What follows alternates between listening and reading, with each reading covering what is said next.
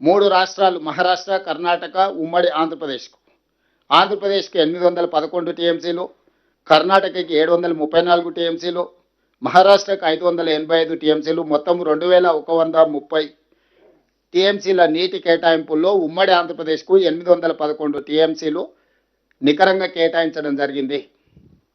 ఉమ్మడి రాష్ట్రం ఉన్నప్పుడు, రాష్ట్ర విభజన చర్చ జరుగుతున్నప్పుడు ఉమ్మడి ఆంధ్రప్రదేశ్లో కృష్ణా బేసిన్ మీద నిర్మించిన ప్రాజెక్టులకు ఏ ప్రాజెక్టు ఎన్ని నీళ్లను వాడుకుంటుందో కిరణ్ కుమార్ రెడ్డి గారు ఉన్నప్పుడు ఒక లెక్క తీసిండ్రు.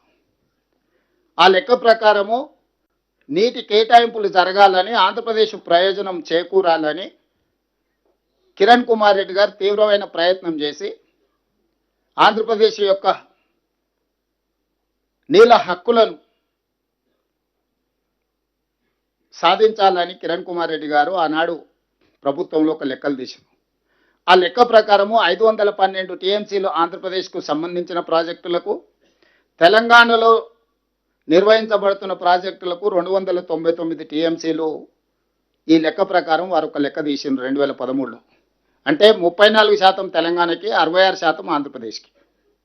తెలంగాణ రాష్ట్రం ఏర్పడిన తర్వాత కేంద్ర ప్రభుత్వం ఏర్పాటు చేసిన లేదా జరిగిన చర్చలలో పాల్గొన్న చంద్రశేఖరరావు గారు, హరీష్ రావు గారు ఈ 34, 66% మేము పంచుకుంటామని చెప్పి ఒప్పందం చేసుకున్నారు.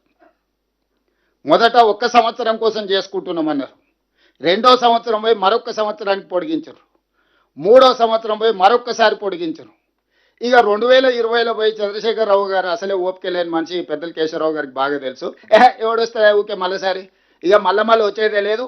ఆ Krishna water tribunal, Bachawat tribunal ఫైనల్గా నీటి కేటాయింపులు జరిగే వరకు ఇక మళ్ళీ వచ్చేది లేదు. ఒకటేసారి వన్స్ ఫర్ ఆల్ సంతకం పెడుతున్నా ఇక 512, 2299 లాగా మేము వాడుకుంటాం. ఇంకా ఊకే మమ్మల్ని విలువకరి, ఊకే నా డిస్టర్బ్ చేయకరి, ఫామ్ హౌస్లు ఉంటాయని చెప్పి క్లియర్గా 2020 సంవత్సరంలో సంతకం పెట్టి శాశ్వతంగా తెలంగాణకు 34%, ఆంధ్రప్రదేశ్కు 66% కృష్ణానదిలో నీటి కేటాయింపుల మీద సంతకం పెట్టి పర్మనెంట్గా వాళ్ళకి హక్కు ఇచ్చిండు. దీనివల్ల ఈరోజు మీరందరూ గుర్తించాల్సింది, ఈ బచావత్ ట్రిబ్యునల్ ఎప్పుడు వేసిండ్రు అనుకుంటున్నారు? 2004లో వేసిండ్రు.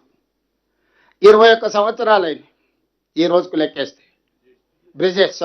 బ్రిజేష్ ఫస్ట్ బచావత్, రెండవది బ్రిజేష్ ట్రిబ్యునల్ని అపాయింట్ చేసింది కృష్ణానది మీద నీటి పంపకాల కోసము 2004లో వేస్తే ఈరోజు 2026కు వచ్చినాం.